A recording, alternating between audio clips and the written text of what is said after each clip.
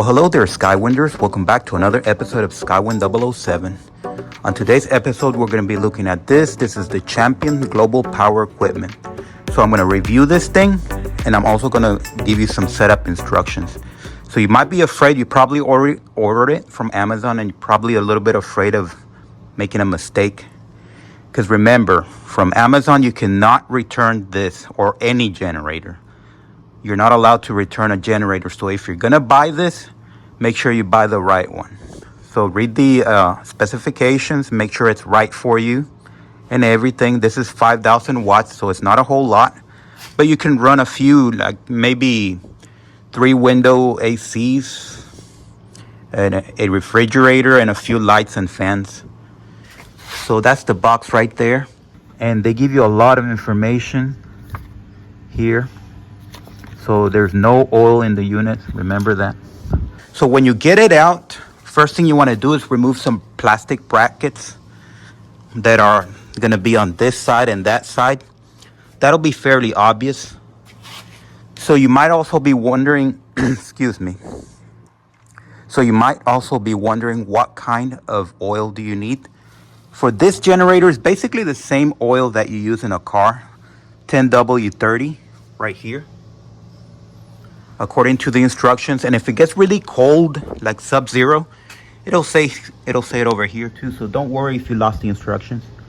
10W30. So if it gets really cold, it says 5W30. But I would stay with 10W30. And if you're wondering what kind of gas it uses the regular kind of gas that you use in a car.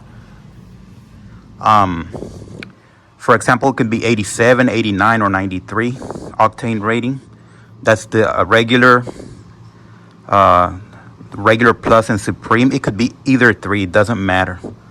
But the minimum is 87. And of course, unleaded. If you live in another country where they still use lead, do not use leaded fuel on this. It'll damage it.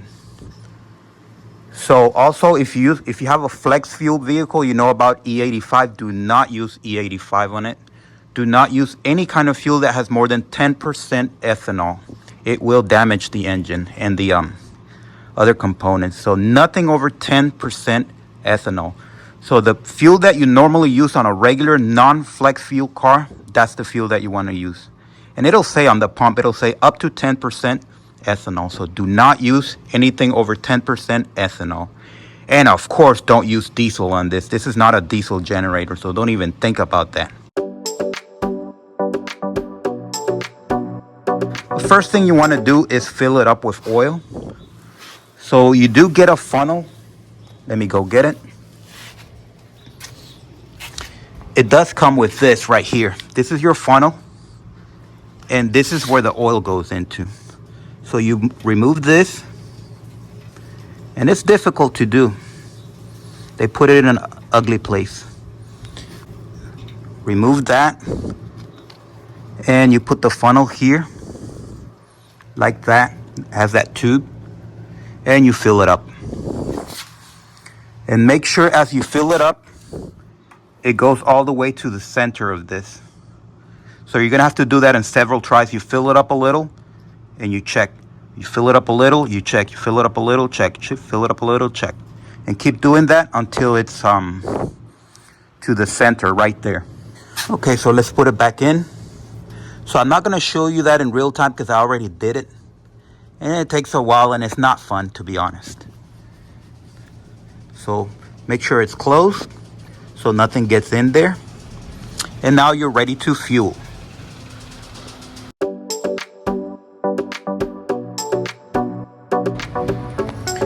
Okay, so the next thing we want to do is add fuel. Like I said, it uses the regular fuel for a non-flex fuel car.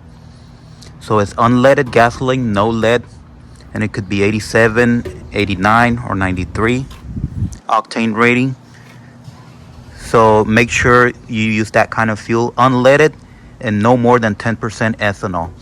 I want to emphasize on that. And of course, no diesel. So you just open it up over here, counterclockwise. And you add fuel there. Okay, so as you fuel, make sure you keep an eye on the fuel gauge right here. This is your fuel gauge. So F means full, E means empty. So make sure you fill it up all the way so it'll last longer. Okay, so the next thing you want to do is ground it. You see this right here? That right there, this screws out right here. You put a wire there. And then you put this on the dirt, and that's how you ground it. So let's look at that again. That unscrews. You put the wire and then you rescrew it. And you just find any kind of metal rod, non-rusting metal rod, and this one's rusted. And then you stick that to the ground, and that'll be your grounding. Okay, so now that you have it grounded, fueled, and oiled, your generator is ready to start. The first thing you want to do is go to this side of the engine where you have the pull thing, whatever that's called, and you're gonna see this. There are two settings. This is the carburetor valve, so it's kind of hiding right there. Can't really see it, but you have to put that in the open position. That means down. It has two positions. Up, that closes everything. Down, that opens it. So make sure it's not in the closed position. Close, you will not be able to start the engine. So down, you'll be able to start the engine. Okay, so once we are at the front panel, you are going to have to put this switch on the on position. Make sure it stays there, it's on the on position. And this is your choke right here. You're gonna pull it out, all the way out. And now you're ready to pull. So according to the instructions, you pull it out and you make your first attempt. If it doesn't start, you push it back in and you make 3 more attempts. And you keep doing that until the engine starts. But remember, pull it out and only make 1 attempt. If you do more than 1 attempt, you risk fouling the engine. That means that there's too much fuel going into the spark plug. There should be only 1 spark plug as far as I know. And that'll drown. That's what mechanics say. That will drown your engine, so you will not be able to start it. Okay, so let's make our attempt to start the engine. Okay, so we are ready to start it. So put it power on, choke, and pull.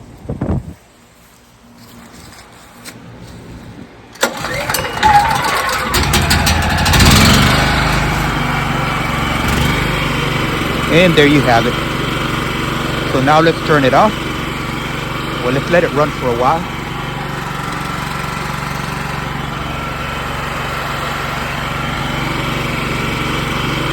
Let's turn it off.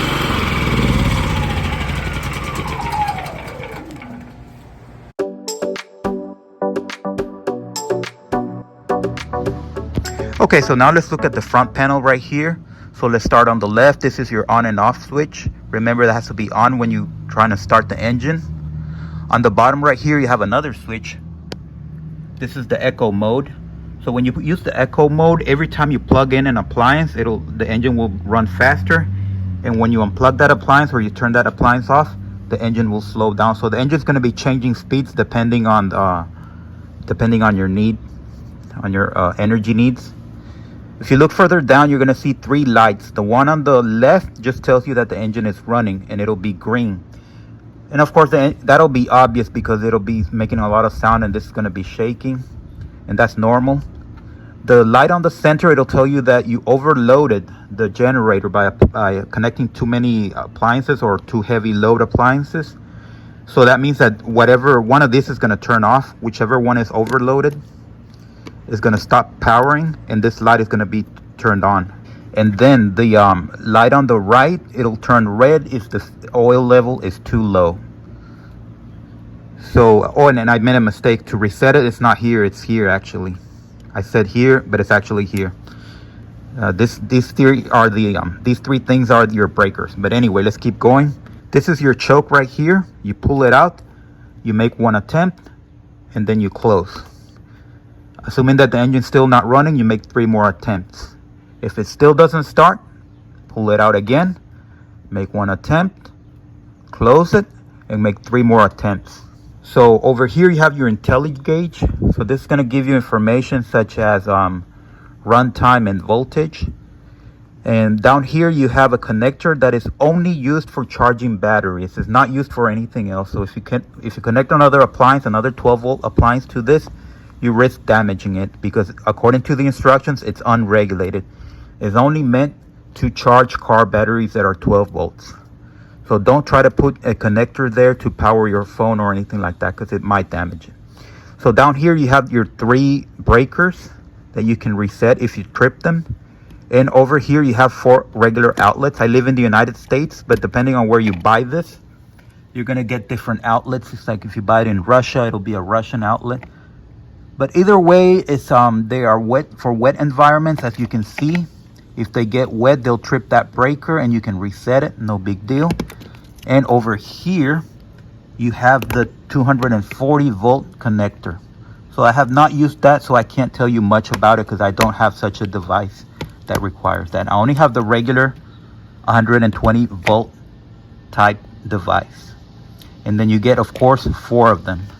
So you can use extensions. And by my calculations, you can run 3 window ACs, a few fans, and your refrigerator. So I think that's good for emergencies. So I think that's it about it as far as the front panel. When you buy this, the first 5 hours is your break-in period. So you're gonna wanna drain the engine oil after 5 hours. So keep that in mind. The first interval, the first oil change interval is 5 hours. So I've already done that. After that, you can follow the regular intervals, which is gonna be in the instructions. And I'm gonna put it on the screen anyway.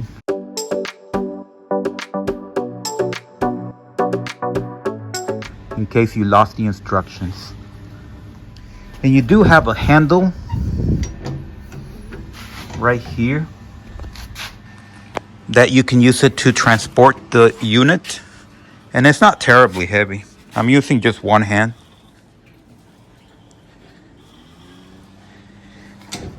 And that's very handy. Of course, you're not supposed to lift it. This is way too heavy to lift. You'll ruin your back and you'll damage your vertebrae. But that's what the handle and the wheels are for. The wheels do not need air. They are just solid rubber. So you don't have to worry about buying a compressor, a tire compressor. You are ready for that. To change the oil, you pull this out like that. And you drain it. This is how you drain the oil. This is a cap. You just unscrew that and you drain the oil. Once you're done draining the oil, you put that back there. And you close it like that. And you're ready to refill. And you just refill the same way I instructed you to. Make sure you keep an eye on the level until it's right at the middle. That means that you're full. So middle means full. And I think that's it, folks. So thank you for watching, subscribe, and thumbs up.